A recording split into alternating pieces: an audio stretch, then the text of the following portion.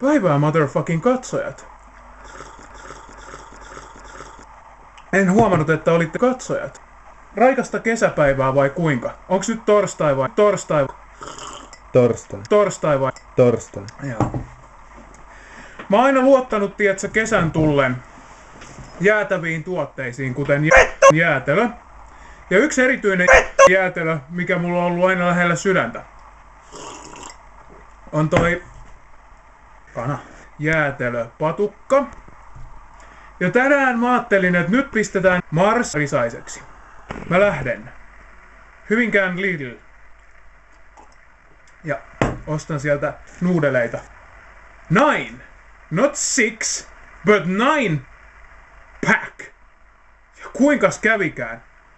Ajoin nimittäin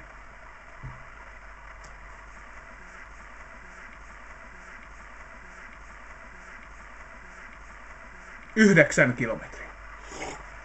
Tuotteet, jotka ostin. Leipää. Ketsuppia. Maku. Ketsuppia.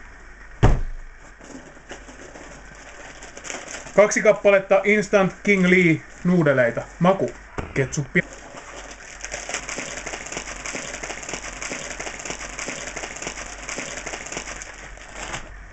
Sitten saavuttuani altaalle. Löytyikö jäätelö patukoita? No vittu ei! Saatana perkele, mä oisin ollut jääteleitä! Mä oon 8 kilometriä!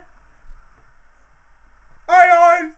Ja mä en saanut mun jäätelöitä! Onks enää mitään järkeä missään? Jäätelöpatukat. 6. Vitu. Leipää. Näitä ei voi edes syödä! Vittu! Mistä mä saan jäätelöitä? Äiti! 6 jäätelöä. Muuten ei hyvä heilu. Vittu!